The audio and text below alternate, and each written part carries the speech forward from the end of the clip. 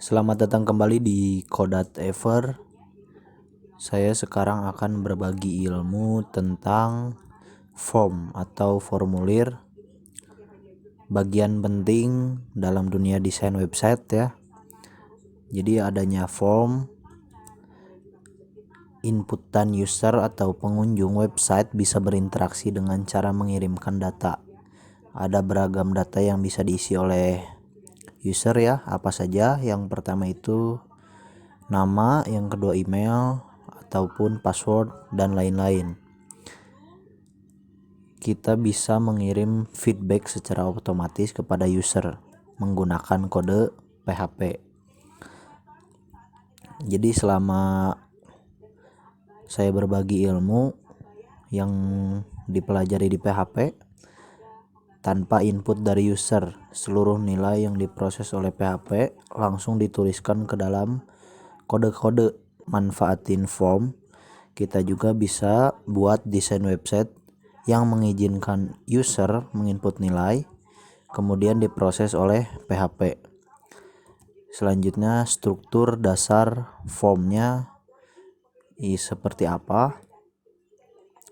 Jadi form itu bisa dibuat menggunakan HTML, perpaduan antara CSS dan JavaScript biar lebih menarik. Tapi manfaatin HTML aja pun bisa. Cukup untuk dapat mendesain form sederhana. Ketika kalian ingin membuat form agar bisa mengirim data atau nilai ke dalam PHP, maka struktur minimal yang dibutuhkan seperti di codingan ini ya. Langsung aja. Jadi di sini saya sudah membuka text editornya seperti biasa menggunakan Sublime dan membuat nama folder baru yang bernama form. Kita buat aja file baru yang dinamainnya form.php.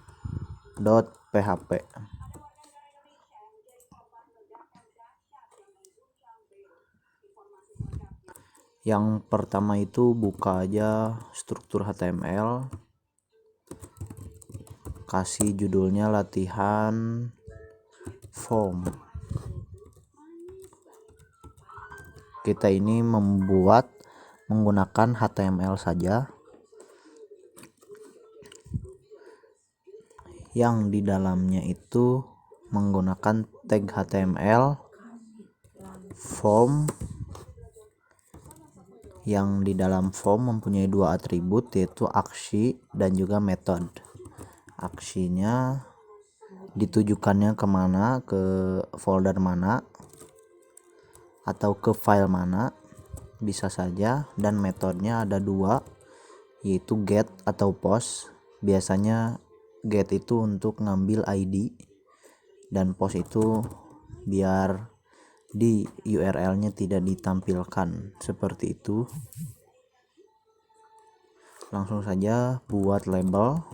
Ini bukan yang benar-benar jadi, tapi ini cuman form sederhana yang ingin ditampilkan di web browser. Jadi isi labelnya nama, inputannya ada tipe dan juga ada name. Tipenya teks, name-nya nama, kasih BR biar ke bawah, dan juga label, kasih label lagi, email yang selanjutnya, inputannya email juga biar berbentuk email, name-nya email, kasih BR lagi. Yang ketiga itu password.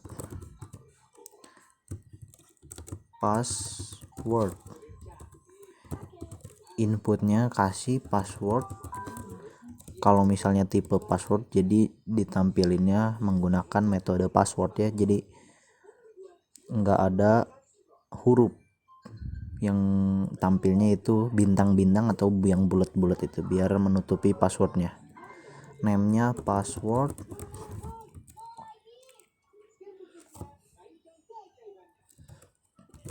dan yang terakhir isikan button yang di dalamnya tipe submit